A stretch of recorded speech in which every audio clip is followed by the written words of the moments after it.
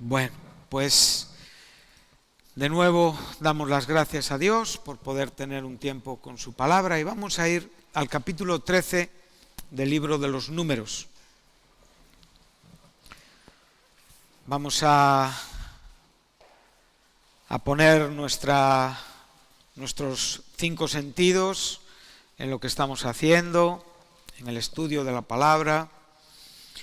Vamos a orar al Señor que nos dé un respeto por su palabra, un deseo de comprenderla y de atesorarla para el beneficio de nuestra vida. Como hemos dicho,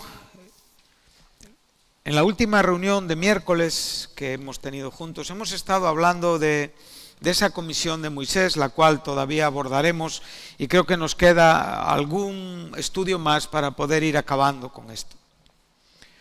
Estamos tratando de hablar y de enseñar acerca de lo que el ministerio representa.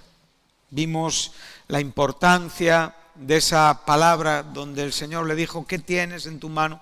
Esa vara que acompañó a Moisés todo su ministerio.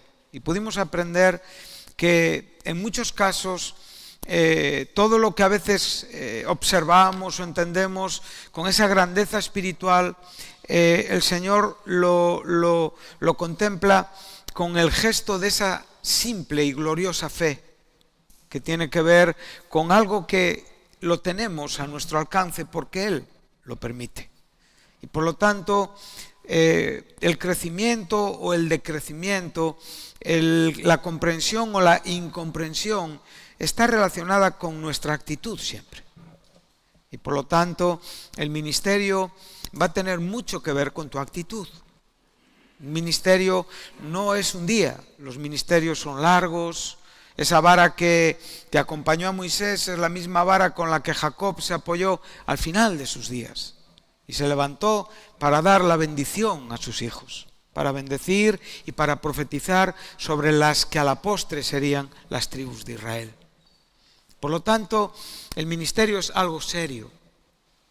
Es algo que no se puede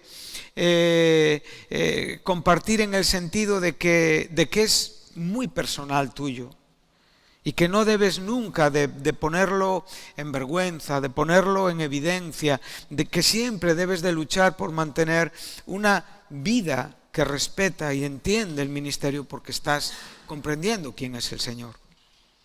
Esto te dará siempre una diligencia, esto te dará siempre un temor de Dios, esto te dará una fortaleza, esto te dará una comprensión de la fe y tu vida será evidente, tu aprovechamiento será evidente a todos en la iglesia. Esto no significa que no vamos a tener problemas, no significa que no vamos a vivir contradicciones, que realmente no vamos a encontrar obstáculos ni tropiezos y que a veces incluso llegaremos a errar o a fallar. Pero no es lo que nosotros pretendemos, queremos aprender, queremos ser humildes, queremos realmente tomar en serio la oportunidad que Dios nos da para ser sus siervos. Y para esto hay que madurar. Ser siervos del Señor no es pedirle que nos abra la vida a nuestro capricho. Ser siervos del Señor es decirle: yo quiero hacer tu voluntad y quiero aprender a conformarme en aquellos aspectos donde mi propia razón no acompaña o donde incluso a veces mi propia razón no encuentra una explicación lógica.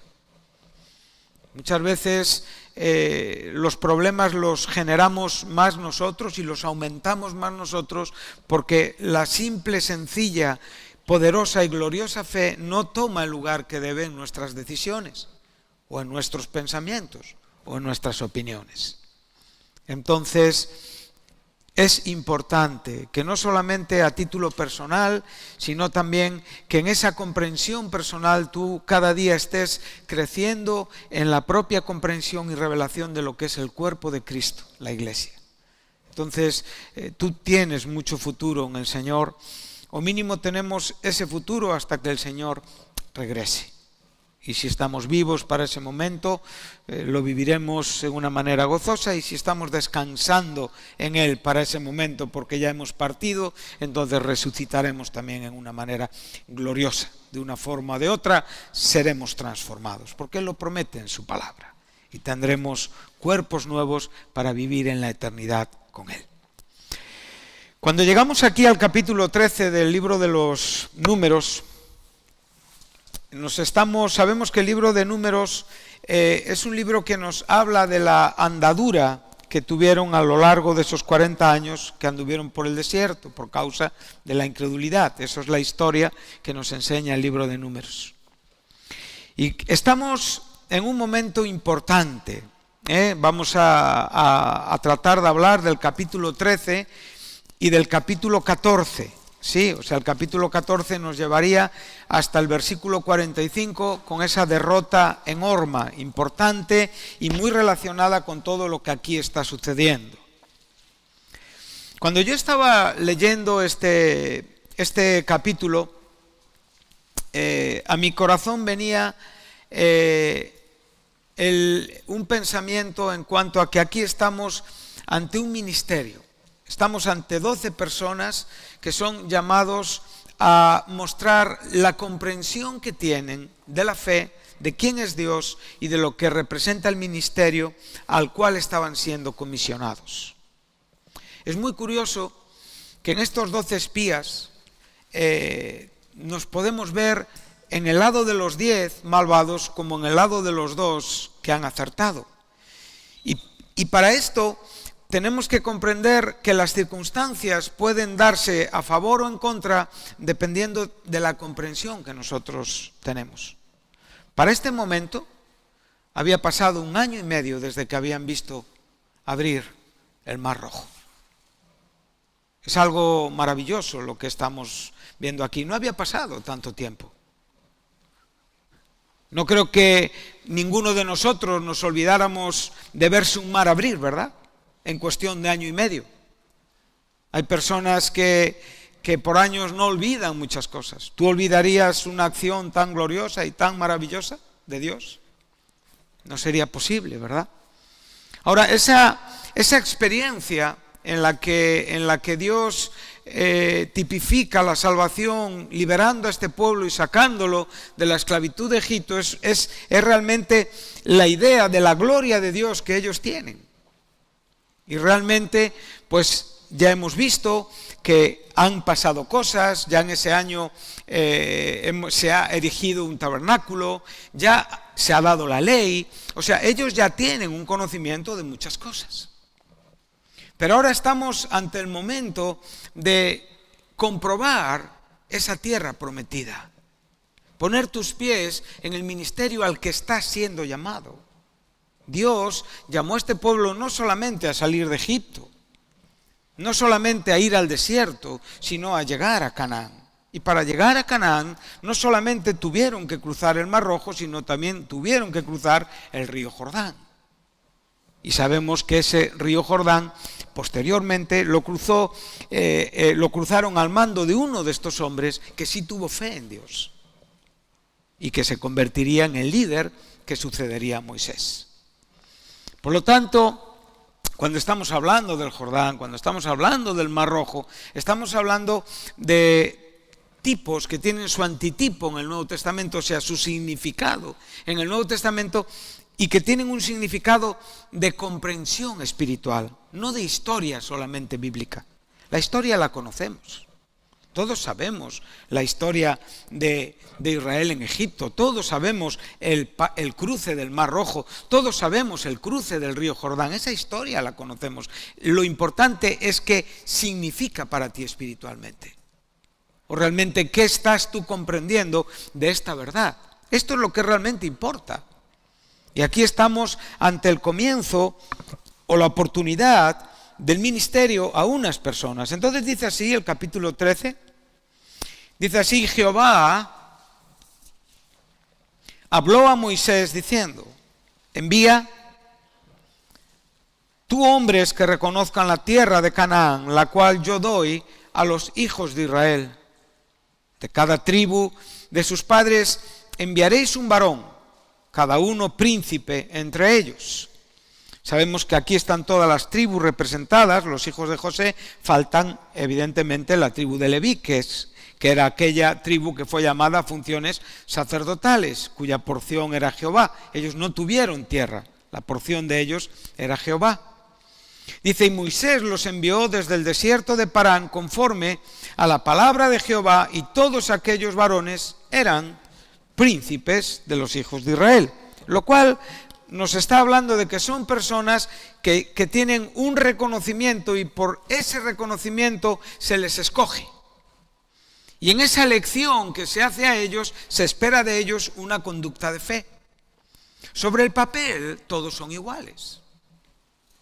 Sobre el papel, todos tenían, en cierta manera, un mismo ministerio, eran príncipes. Y por lo tanto, sobresalían entre el resto de las personas de su tribu.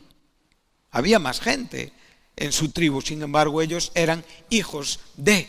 O sea, tenían una situación y tenían una consideración que se esperaba de ellos, una espiritualidad.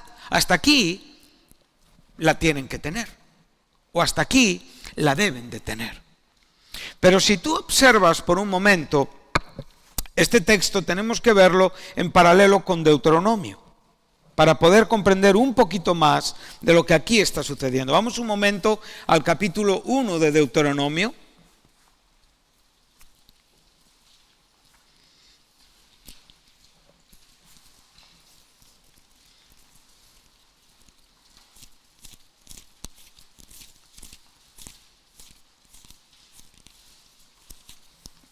Y aquí Moisés, en el 5.º libro del Pentateuco, escrito por su pluma,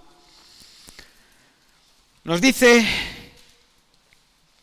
estamos en el mismo lugar. En Deuteronomio, Moisés está recordando lo que sucedió en lo que nos está contando en Números. Salieron de Horeb. Sabemos lo que pasó en Horeb, allí se dio la ley, allí se erigió el tabernáculo y allí se vivió un año, ¿no?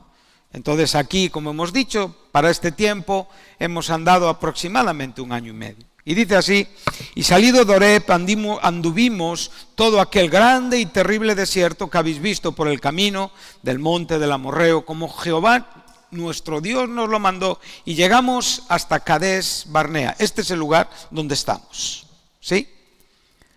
Verso 20, entonces os dije, habéis llegado al monte del Amorreo, el cual Jehová nuestro Dios nos da. Estas son las palabras de ¿quién? De Moisés.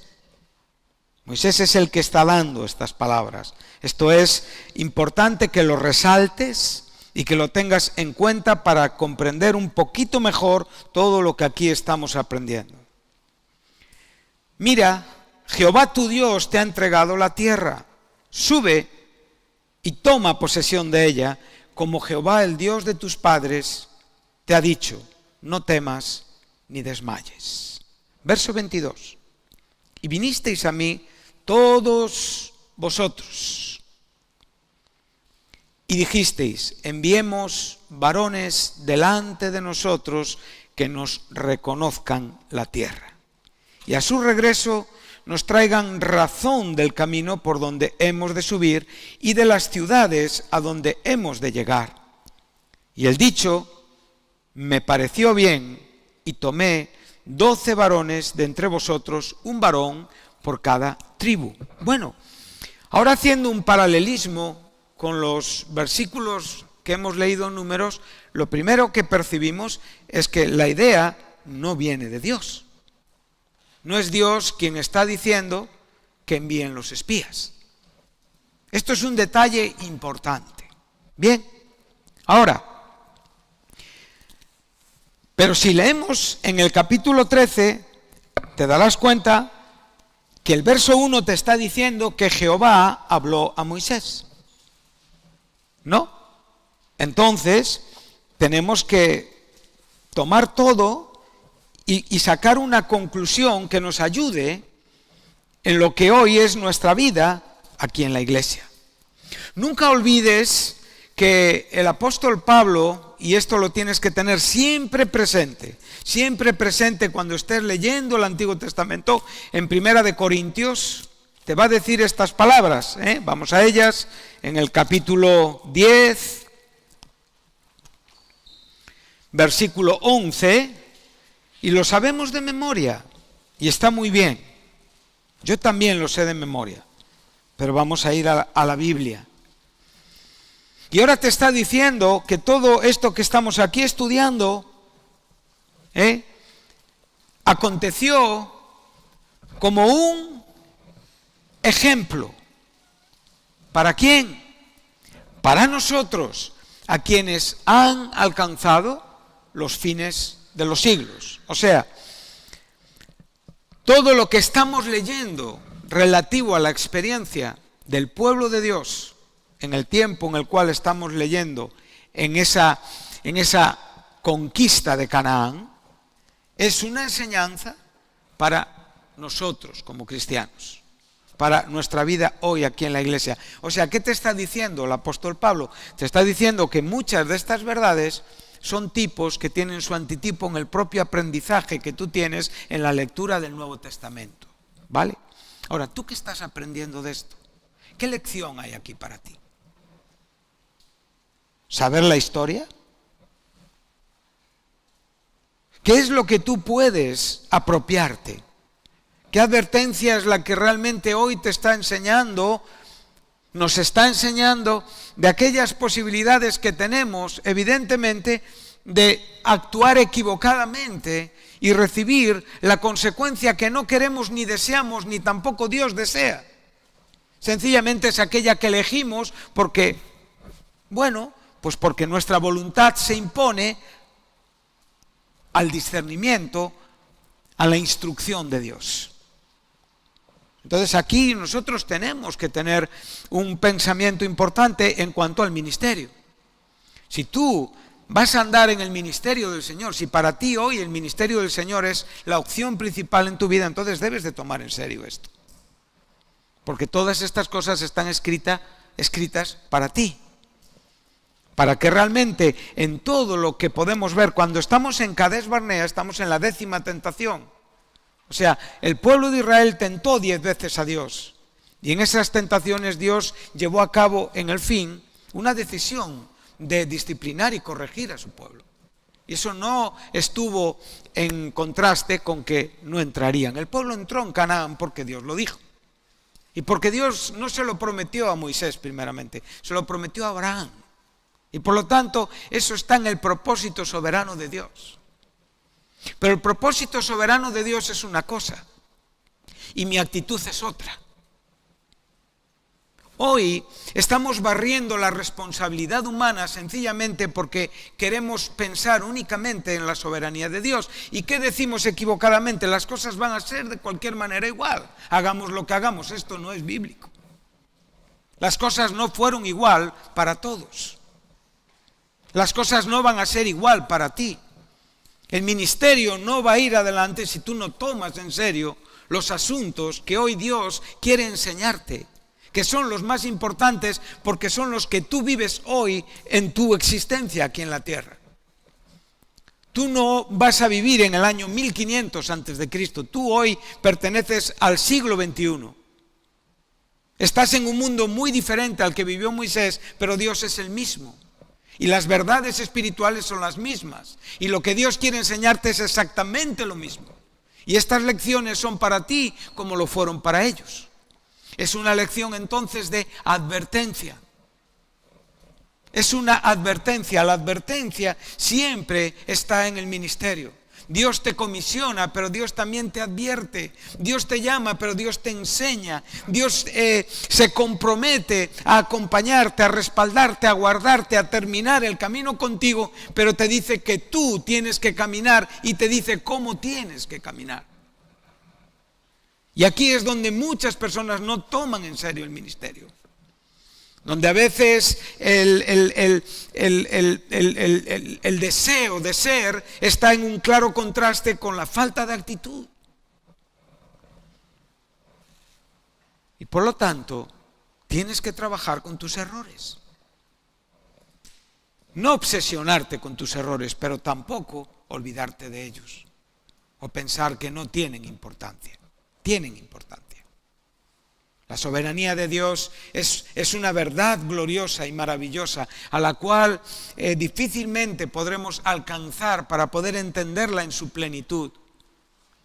Pero hoy hay un cristianismo que se está expandiendo y que está enseñando a equivocarse a muchos cristianos, sencillamente porque barren la responsabilidad. Y tú tienes responsabilidad, no te olvides. Y esto va a evidenciar lo que para ti es el ministerio. Entonces, aunque hoy tú estás dentro de un ministerio, aunque hoy tú estás todavía sabiendo a qué te está llamando el Señor, algunos, igual otros ya están empezando a tener claridad de qué es lo que el Señor quiere de ellos, o incluso ya están empezando a entender cierto tipo de dones. En medio de todo esto, tu fidelidad va a determinar con mucho tu éxito ministerial. Entonces, el ministerio no es un lugar para juegos. Samuel desde muy pequeñito fue dejado en la casa de Dios y desde muy pequeñito aprendió una educación espiritual, aun cuando había un maestro que no era de los mejores que hubo en Israel. Pero este chico tuvo un corazón para Dios. Y cada hombre en la historia de la Biblia verás que es enseñado en esta manera. Que la juventud no es un obstáculo, al contrario, ni podemos ser jóvenes toda la vida. Tenemos que empezar a ser ya mayores y empezar a entender y a tener actitudes serias en cuanto a lo que el ministerio es y representa. Entonces, Dios le dijo en el capítulo 15 de Génesis, entre los versos 16 y 18, que esta tierra era para ellos. 430 años de que se dio la ley antes. Entonces Dios sabe perfectamente que esta tierra va a ser conquistada por Israel. Pero sin embargo, estos hombres no entendieron esto. Es importante, ¿eh? Tú puedes estar ahí y no estar entendiendo absolutamente nada. No estás convirtiendo la verdad en vida espiritual. No estás, como digo, abriendo el corazón y sencillamente estás dentro de un grupo, pero que más tarde o más temprano tu fe va a ser evidenciada, va a ser probada. Tu realidad espiritual va a aparecer, seguro. Entonces tienen que importarte estas cosas. Amén. Entonces podemos ver que aquí hay una historia que es maravillosa. A mí me encanta cuando el Señor nos mete en este tipo de contradicciones que nos descontrolan y que después atrevidamente nosotros con nuestra cabecita queremos desanudar, pero la realidad es que no podemos. Porque la Biblia nos está enseñando que Dios no dio esta comisión y sin embargo estuvo de acuerdo con ella. Porque le dijo a Moisés: comisiona. Ahora, esto nos puede llevar por un momento al primer libro de Samuel, un versículo. Leemos rápidamente un versículo y después volvemos aquí. En el capítulo 8 del primer libro de Samuel tenemos una situación semejante, también bastante contradictoria en cuanto a lo que estamos hablando, ¿no? En el verso 22,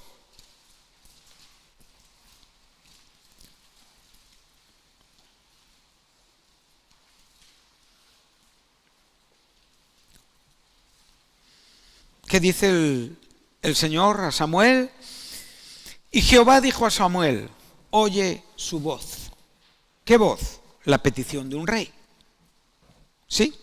O sea, el deseo de este pueblo de tener un rey sobre ellos. La posición de Dios la sabemos. Dios dijo claramente: me están desechando a mí con esta petición. En el fondo es un argumento que evidencia que no tienen fe en mí. O sea, cuando estamos hablando de no tener fe, muchas veces las personas pensamos que únicamente tiene que ver con un creer que no alcanzamos, pero no vemos la responsabilidad de no tener fe. O sea, no tener fe en muchos casos es deshonrar a Dios. Y esto está incluido también cuando no tenemos fe. Porque a veces esa fe no la tenemos sencillamente porque nuestro corazón no es correcto delante de Dios. Entonces tenemos que ver todo lo que es amplio para que a la vez podamos ser enseñados en nuestro propio corazón. Entonces la voz de este pueblo, ¿qué era? Danos un rey, queremos ser igual que todos los demás pueblos. Esto es lo que le dijeron a Samuel, ¿o no? Samuel se enojó y Samuel pensó que estaban rechazando su propio ministerio porque sus hijos no eran de la calidad espiritual que él tenía. Y Dios se lo aclaró, le dice, mira, no es contigo, es conmigo. Pero ahora, ¿qué les dice? ¿Qué le está diciendo Dios a Samuel? ¿Dios estaba de acuerdo con un rey? No. ¿Estaba de acuerdo con esta opinión, esta petición y esta decisión del pueblo? No. Pero sin embargo, les dice que sí. Entonces, cuando estamos hablando de un rey, podemos ver que en el propósito de Dios había un rey. ¿Y por qué no les da a David ya? ¿Y por qué les da a Saúl? Es una gran paradoja, ¿verdad? Es algo que tenemos dificultad de explicar. ¿Qué diríamos? No, es que en verdad Dios les quiere disciplinar y realmente les da a Saúl, que es un rey fracasado de antemano. Dios no tiene esta mente. Dios no es un Dios con características como las nuestras. Él no tiene esta astucia ni actúa con una doblez. Él es Dios, es perfecto, es santo. Y por lo tanto toda actuación que Él tiene está exenta de ningún tipo de levadura que pueda atentar sobre su santidad perfecta. Él puede decir que sí, puede decir que no, y no haber ninguna contradicción en lo que Él hace y dice. Y tú y yo no podemos entenderlo. Debemos de entender que estamos bajo unos parámetros. Estamos conociendo a un ser que deberías de desear mucha vida para conocerle únicamente a Él. Y no tenerle como uno más entre tus planes. Esto no nos hace espirituales, ¿verdad? Hacer de esto tu única obsesión. Nada es equiparable, nada es comparable, nada importa, ni nada hace sombra a lo que yo quiero saber y conocer de Dios. Entonces, cuando me encuentro ante estas situaciones, puedo aprender que Dios tenía en mente un rey. Un rey que no solamente era David, que sería a la postre ese rey, pero que ese rey ya estaba con el Padre en la eternidad. Y que ese rey se haría hombre, y que ese rey moriría en la cruz, y que ese rey se sentaría a la diestra del Padre, y ese sería Jesucristo. Este era el rey que Dios tenía como plan para este pueblo. Nosotros como iglesia tenemos que ver estas cosas con esa grandeza que ellas tienen y enamorarnos de Dios por estas cosas y empezar a, como digo, a tener inquietud, a realmente a conmovernos un poquito más, a actuar con una fe que realmente sea bíblica, espiritual y milagrosa. No la fe razonable de aquello que yo ya sé que es así, pero sin embargo nunca me ayuda ni me mueve de donde estoy. Entonces podemos ver que Dios dice que sí a un rey, pero dice que no a un rey. En la misma manera, Dios está diciendo a un pueblo que entren a ver lo que ya Dios había visto. ¿O es que Dios no conocía este territorio? ¿No conocía este terreno? ¿No sabía que había ahí? Observa que las palabras de Moisés son claras. Seguimos en Deuteronomio.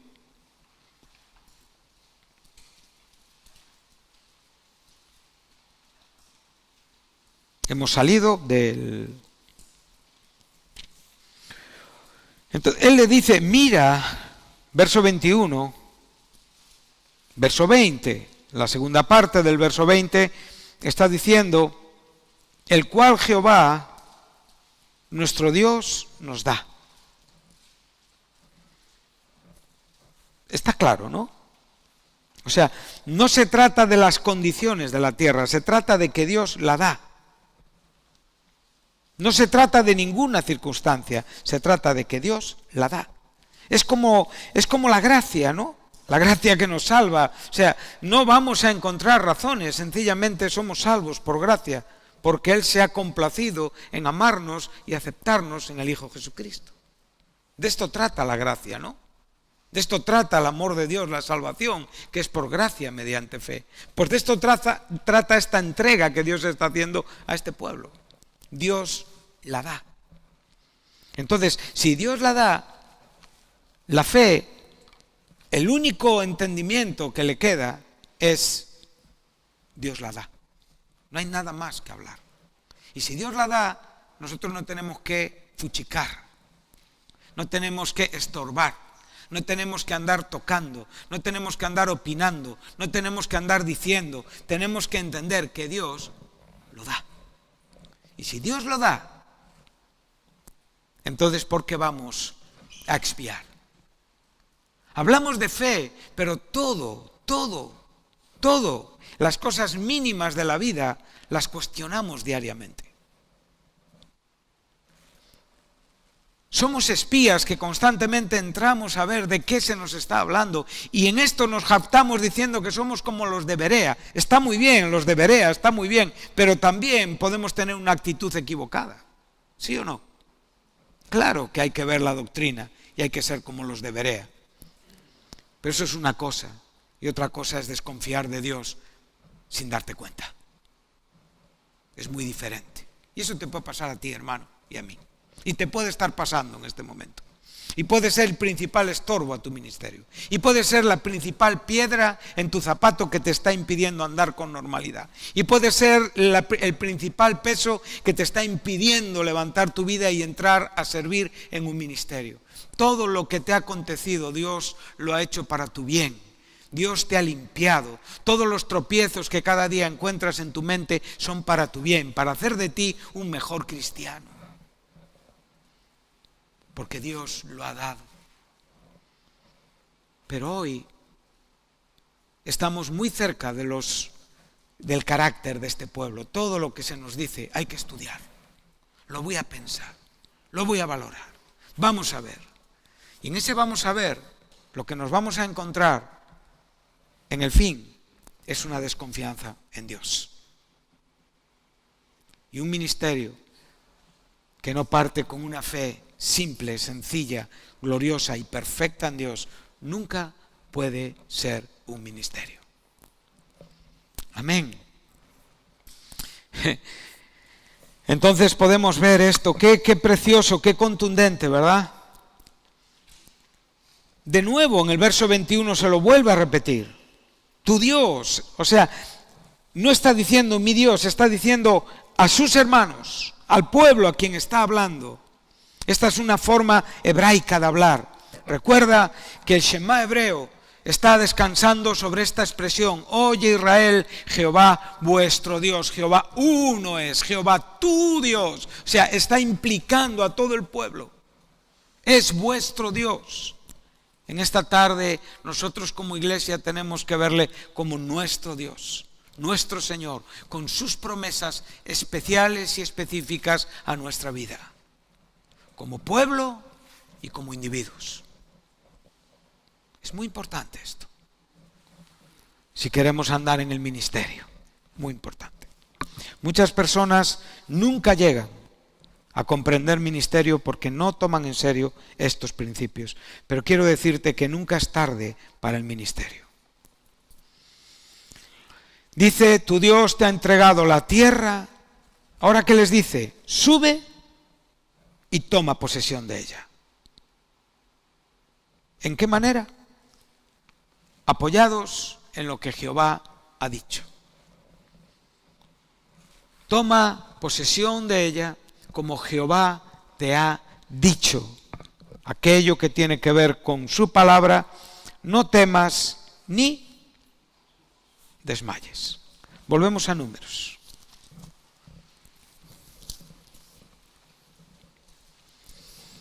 Hay una expresión del Antiguo Testamento que se dice varias veces, desde Dan hasta Berseba. Es una forma de expresar todo el conjunto de la tierra que Dios le dio a Israel, ¿sí? Entonces, partimos de que nuestro Señor conoce a donde nos envía. Nuestro Señor conoce todo. Y nosotros tenemos que descansar en este conocimiento. Si Él dice que es bueno, es bueno. Y si Él nos introduce, como digo, a una situación que contradice nuestras propias ideas de lo que debe de ser correcto, nuestra fe tiene que ir en contra de nuestro razonamiento y creer en Dios. Creer en Dios. Tener fe en Dios. Dios nunca nos dice en su palabra que nosotros tenemos que ver las cosas bien. Es más, Él te dice en su palabra que muchas veces las cosas te sorprenderán e incluso te causarán cierta incredulidad para poder ser aceptadas, pero ahí tiene que intervenir la fe. Entonces, lo que podemos ver es la importancia de lo que realmente Dios ha dicho. Por un lado, estamos viendo la seguridad en lo que Dios promete. Y por otro lado, estamos viendo la incredulidad como respuesta. Esto no deja de sorprenderme, pero a la vez es lo que tú estás viviendo y lo que yo vivo. En mayor o en menor medida, en mayor o en menor experiencia, el desafío de Dios siempre está provocando una respuesta de tu parte que está siendo afectada por la propia incredulidad.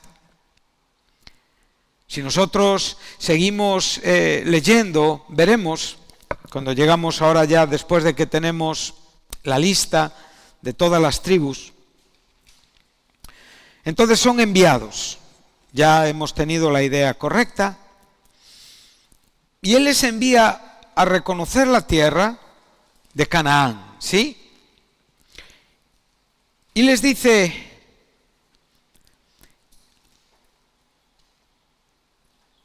diciéndoles, subid de aquí al Negev y subid al monte. Observar la tierra como es y el pueblo que la habita, si es fuerte o débil, si poco o numeroso, cómo es la tierra habitada, si es buena o mala, y cómo son las ciudades habitadas, si son campamentos o plazas fortificadas, y cómo es el terreno, si es fértil o estéril, si en él hay árboles o no, y esforzaos y tomad del fruto del país, y era el tiempo de las primeras uvas. Y ellos subieron y reconocieron la tierra desde el desierto de Zin hasta Rehob, entrando en Amat. Y subieron al Negev y vinieron hasta Hebrón, y allí estaba Aimán, Sesaí y Talmai, hijos de Anac. Hebrón fue edificada 7 años antes de Zoán en Egipto.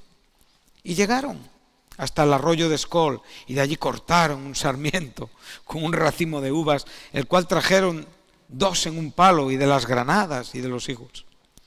Y se le llamó a aquel lugar el valle de Escol, por el racimo que cortaron de allí los hijos de Israel. Y volvieron de reconocer la tierra al fin de 40 días. Y anduvieron y vinieron a Moisés y a Aarón y a toda la congregación de los hijos de Israel en el desierto de Parán, en Cades, y dieron la información de ellos a toda la congregación y les mostraron el fruto de la tierra. Observa el punto de partida, ¿verdad? Ahí estamos todos. Ahí estamos con nuestra fe, con lo que pensamos, que entendemos y creemos en el Señor. A todos se nos dan unas directrices exactamente iguales, o sea, las directrices de Dios son las mismas para todos. aquellas cosas que tenemos que hacer para Él agradarle, son los parámetros que tenemos en la propia palabra. Dios les dice ir y mirar. Pero no les está diciendo que comprueben si Dios está diciendo la verdad. No les dice esto. No les está diciendo en ningún momento que comprueben si realmente lo que dice Dios puede llegar a ser así. Esta es la batalla donde tú te encuentras y donde yo me encuentro muchas veces. Entonces, nosotros salimos y entramos en ese reconocimiento. Empezamos a ver aquellas cosas que Dios quiere hacer con nosotros, pero empezamos a sopesar los pros y los contras. Le empezamos a decir al Señor, Señor, pero yo te quiero servir, pero casado. Por favor, a mí que no me toque ser soltero. Señor, yo te sirvo, pero no puedo tener contradicciones de salud. Señor, yo te sirvo, pero muchos detallitos que nos hacen ver la tierra, pero no la vemos desde la perspectiva de la fe, la vemos desde la perspectiva de nuestra conveniencia y condición. Nosotros ponemos condición a Dios. Nos parece una tontería, pero lo hacemos cada día, sin querer, sin darnos cuenta. Cada día le decimos al Señor que algunas cosas deben de ser como yo espero que sean, porque estoy contemplando otras que las entiendo que no son tan adecuadas como deberían de ser.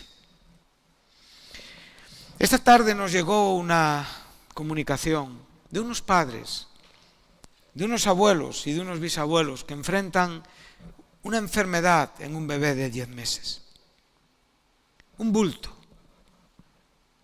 un sometimiento a un coma inducido, una batalla entre la vida y la muerte. Explícame esto, por favor. Esa es la tierra donde tú vas. Todas estas personas comprobaron y vieron que lo que decía Dios era tal y como lo decía. Pero el asunto fue donde ellos concluyeron. ¿Dónde yo concluyo? ¿Y dónde tú concluyes? ¿En realidad estás rendido a Dios? Ellos no. No lo sabían. No sabían que su vida en verdad no estaba dispuesta a ir con Dios hasta el final. Estaba dispuesta a ir con Dios en una condición de vida. Que pensaban que esa condición de vida la tenía que comprender Moisés. Y que Moisés era el que la tenía que arreglar. Como muchas veces pensamos que las circunstancias de nuestra vida son la culpa, evidentemente, de las malas administraciones de otras personas y son el error de nuestra fe, de mi fe y de tu fe. Para estos padres tiene que ser muy difícil entender que una niña que ha causado la alegría en 10 meses puedan tener que despedirla para siempre. Y que Dios en su voluntad tenga esto dispuesto.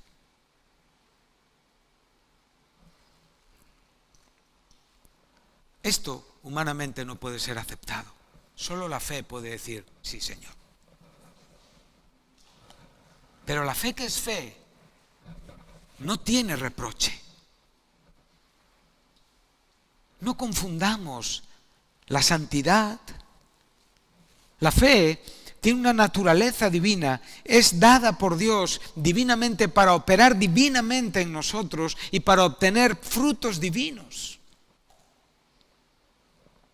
Por lo tanto, no es la respuesta de nuestra positividad o de nuestra negatividad. Esto no tiene que ver con la fe. Lo que ellos vieron era como ellos lo veían. La única diferencia estaba en que Dios lo había dado. Y unos lo creían y otros no. Si Dios te ha dado algo, entonces guárdalo, protégelo, cuídalo, mímalo con una fe bíblica, con una fe preciosa, con una fe santa, con una fe espiritual, con una fe que viene del cielo. Queremos andar como cristianos, queremos andar en el ministerio, pero sin embargo no dejamos viejos vicios. Seguimos practicando vicios y están siendo ataduras en nuestro propio corazón.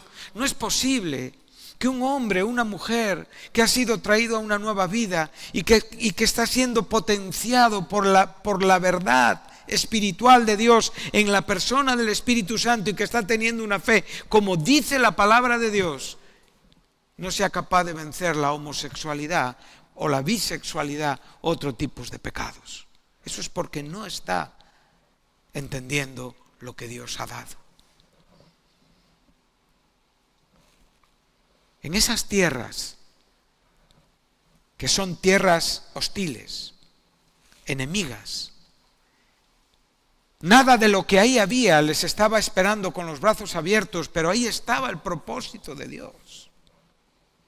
Dios les estaba enviando ahí, porque esa era la tierra que les iba a dar, y esa era la tierra que fluía leche y miel. Era la tierra de buenas cosechas, de buenos frutos, era la tierra de su felicidad, era la tierra de su esperanza, era la tierra de su bienaventuranza, era la tierra de su provisión, era todo lo que ellos podían esperar de Dios, estaba ahí.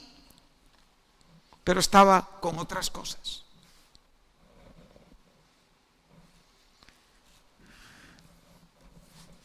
¿Me estáis siguiendo? ¿Y qué es lo que queremos hacer? Quiero la tierra, pero sácame las otras cosas. O las saco yo. Pero al final, si tenemos esta actitud, seremos como estos 10. Observa su mensaje. Verso 27. Y aquí vamos a tener que hacer una pequeñita parada, ¿no?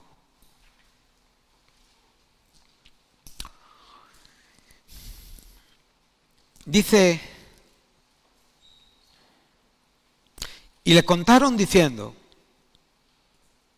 nosotros llegamos a la tierra a la cual, ¿de quién es la culpa?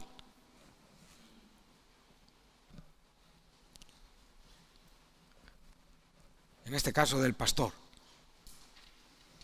No dicen a la cual nos envió Dios. Esto ya nos da una pista de su entendimiento espiritual. Muchas personas van donde se les manda, pero van porque se lo estás diciendo tú. Y si eso no sale bien, tú serás el responsable. No están entendiendo que Dios les está enviando por la boca de un argumento profético, por un consejo de carácter pastoral, lo cual vemos perfectamente en el Nuevo Testamento. ¿Sí? Así han sido enviados misioneros, así han sido comisionados pastores, así han sido constituidos maestros hasta el día de hoy. Pero entonces, aquí el asunto tiene que ver con que tú me enviaste, tú me dijiste.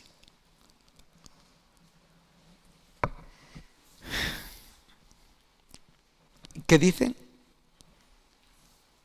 Esta tierra, la cual ciertamente fluye leche y miel. Sí, como dice Dios.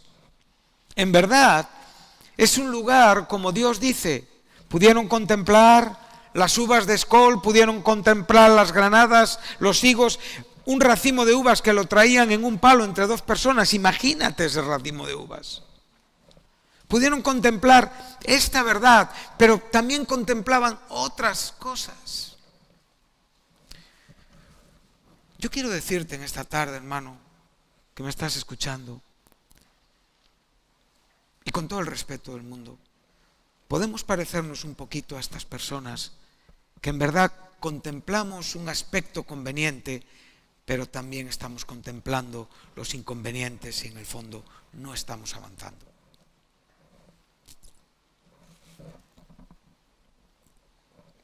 Recuerda, ahí llegaremos.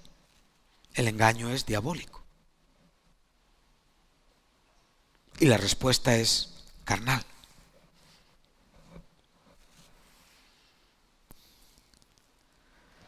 Esto en el fin nos va a llevar a ser cristianos que no buscamos problemas, que queremos asentarnos sobre una vida tranquila, y con el paso de la edad, pues esa tranquilidad todavía va viniendo casi como una urgencia, que realmente procuramos una fe en Dios, pero tranquilidad.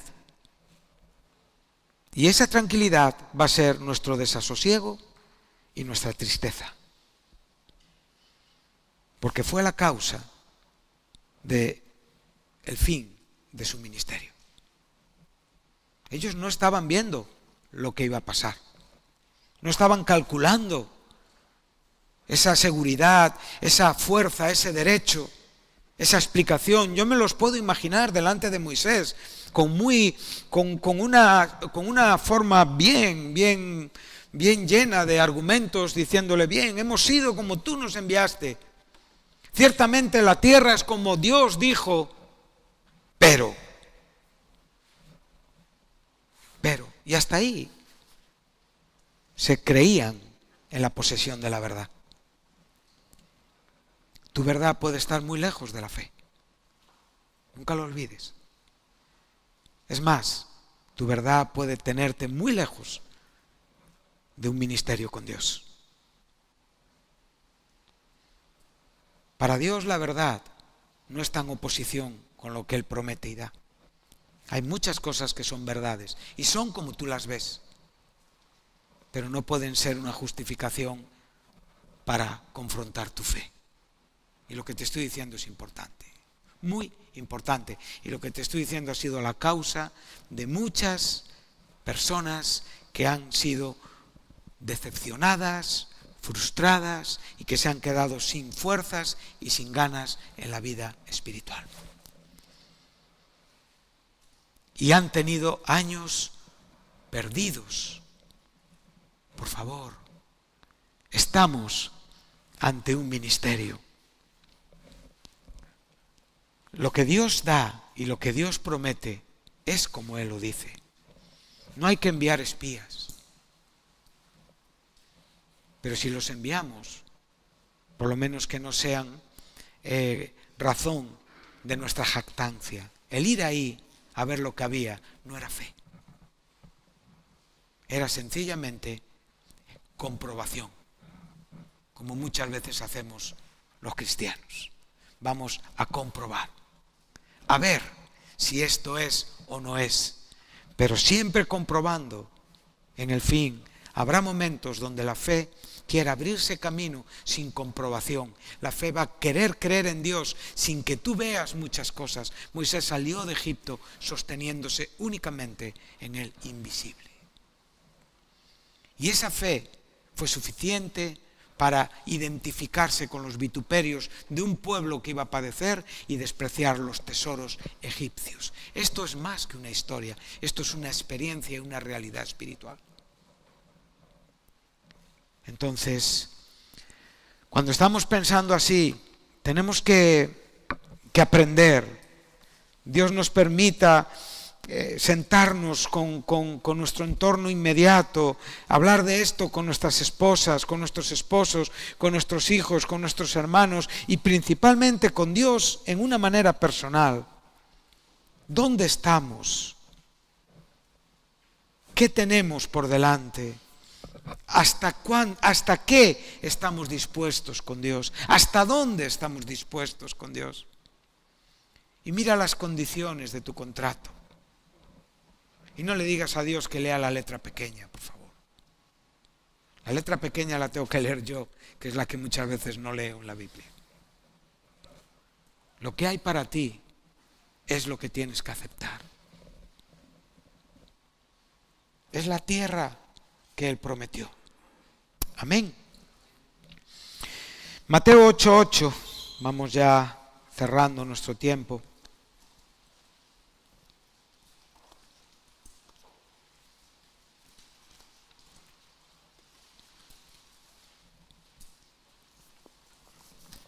Nos da una gran lección.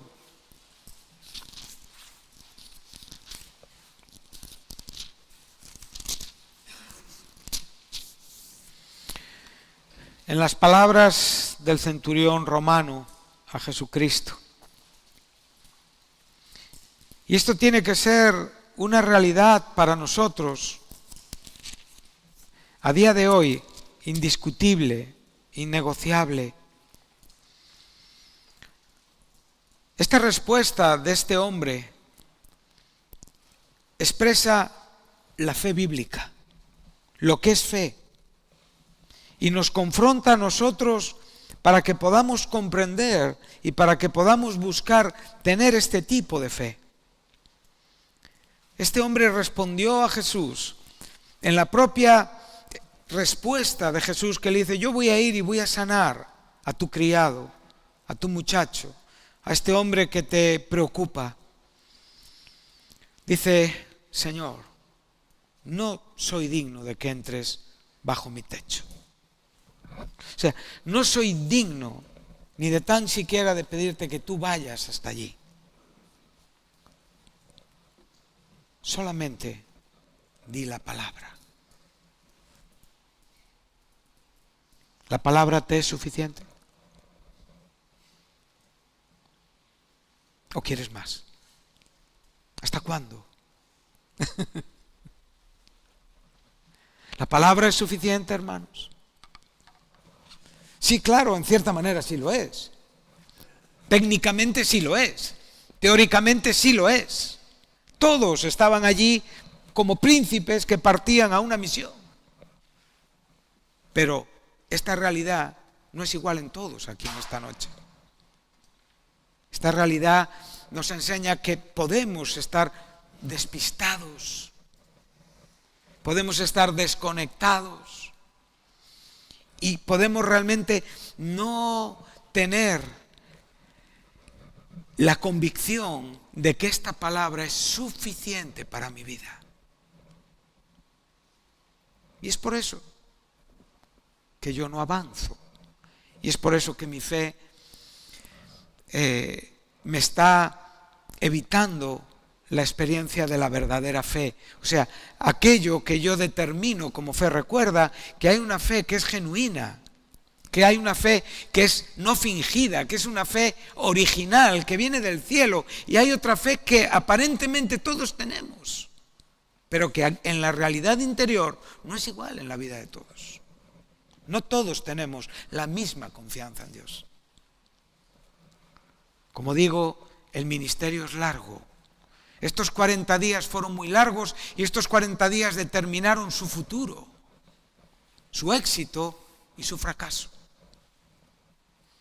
Lo que hicieron en estos 40 días fue lo que en definitiva experimentaron. Ese fue el resultado que tuvieron con Dios. Por eso digo que tenemos que aprender a comprender soberanía y responsabilidad. Y esto no es fácil. Y todos tenemos un problema por norma, por lo que somos, porque nuestra tendencia es a cuestionar siempre, aunque después actuemos en obediencia. Es mejor ser el hijo que de salida tiene dudas, pero que toma la verdadera fe y hace lo que el padre le manda, que ser un hijo que en el fondo está diciendo que va y nunca va a ningún sitio.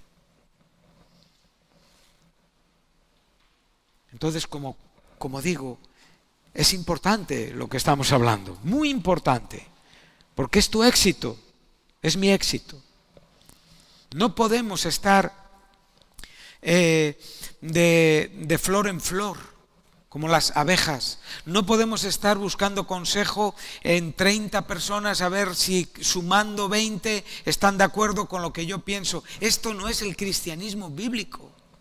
El consejo es el consejo de Dios.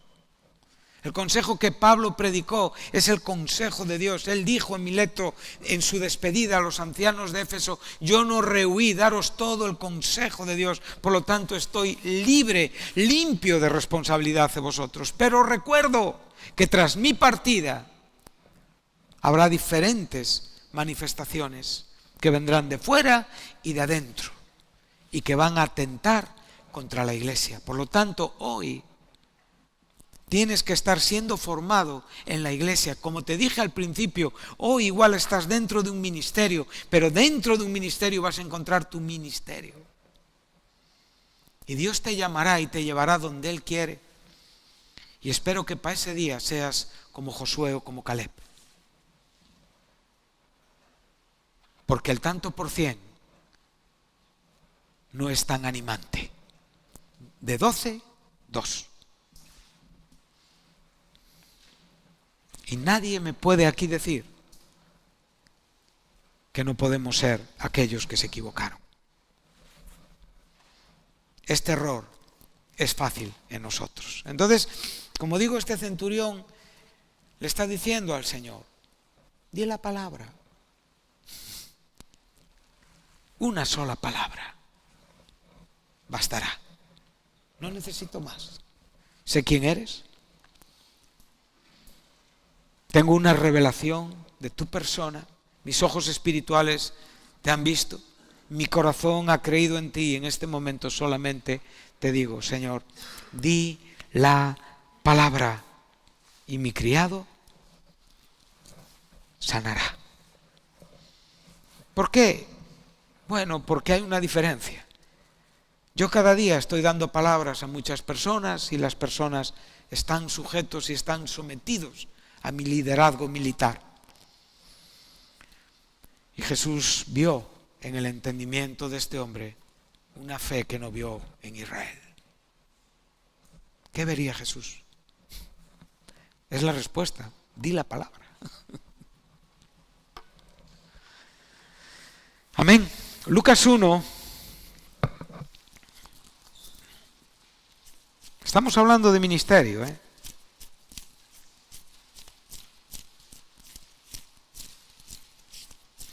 Y aquí vamos a tener otro ejemplo precioso, capítulo 1 de Lucas, versículo 38. Y aquí vamos a terminar en esta tarde.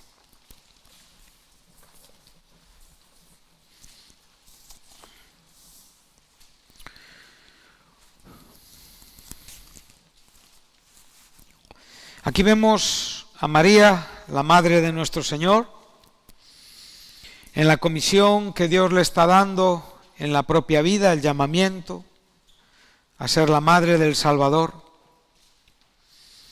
El verso 37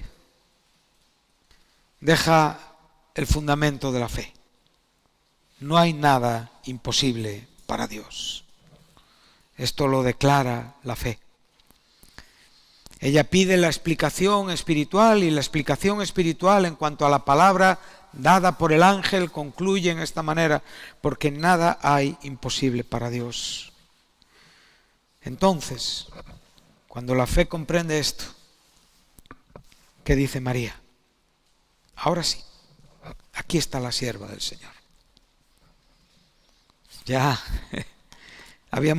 se pudieron apartar todos los asuntos que en cierta manera generaban cierta incredulidad o cierta desconfianza o cierta falta de saber cómo iban a ser las cosas. El Señor comprende perfectamente estas limitaciones y nuestras debilidades. Lo que a Él no le gusta es que no creas en Él. Él ve lo que tú estás viendo y sintiendo. Y con su gracia y con su amor y con su misericordia te da una explicación al corazón. Pero esa explicación que Él te da es para que tú le digas, aquí está el siervo del Señor. ¿Sí? Esta es una parte importante. ¿Ya le has dicho esto al Señor? ¿Ya le habéis dicho al Señor, aquí está el siervo del Señor? Y la siguiente parte, ¿qué es?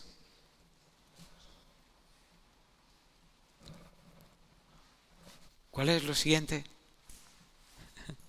Hágase conmigo de acuerdo a lo que tú dices y un poco de lo que a mí me gustaría.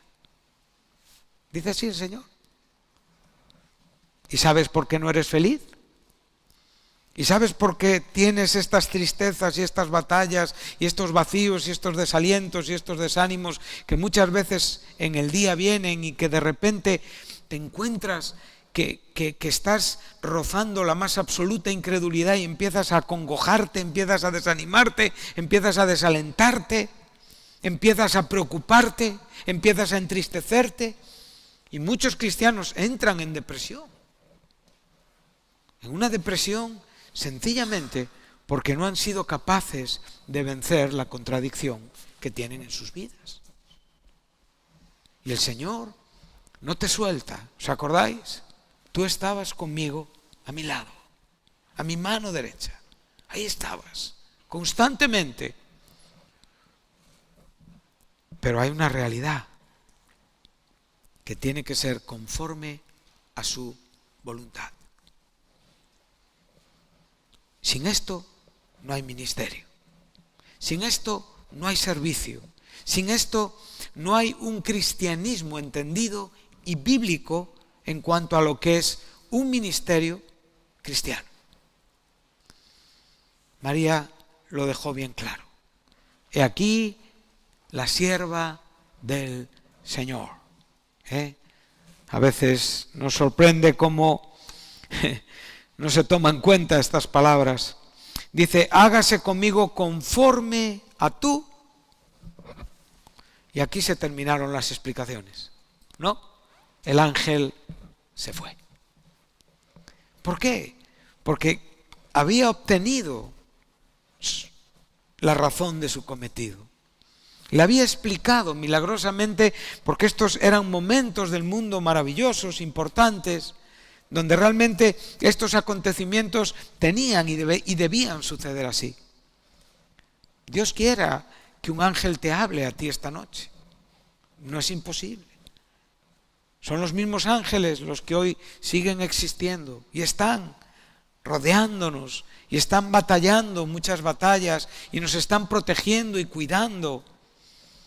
Tenemos ángeles protectores. Pero igual la comunicación no te vendrá por ellos. El Espíritu Santo te comunicará a través de su palabra o a veces te comisionará a través de una predicación. Y tu respuesta tiene que ser esta. He aquí el siervo, la sierva del Señor, hágase conmigo de acuerdo a tu palabra. Estos espías se olvidaron de este principio. La palabra de Dios decía, os doy la tierra.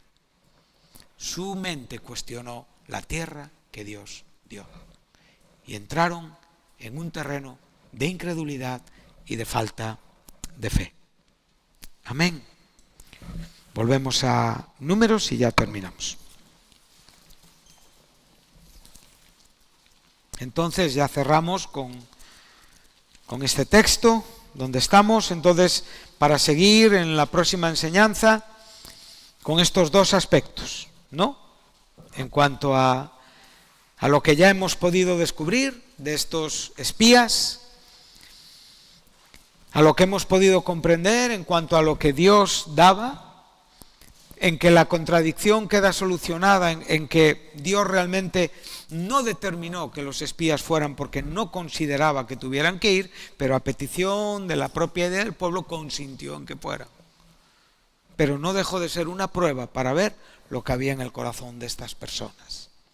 Entonces, que nuestra fe sea fe, hermanos, que fortalezcamos los puntos débiles de nuestra vida, que comprendamos que no tenemos lucha contra carne y sangre, no te olvides, y que cuando entras en estos terrenos espirituales solamente vale la fe bíblica y la fe cristiana. Ni tu buena voluntad, ni tu capacidad intelectual, ni tu fuerza corporal, ni tu prudencia humana, ni tu astucia o tu listeza, no vale absolutamente nada. Solamente vale ese regalo de Dios que es la fe. Es un don, es una gracia de Dios que hace que una persona como yo, tan inepta, tan incapacitada, tan desconfiada, tan débil, tan proclive a la tristeza, pueda responder a Dios y decirle, he aquí tu siervo, hágase conmigo conforme a tu palabra. Amén. Que Dios os bendiga.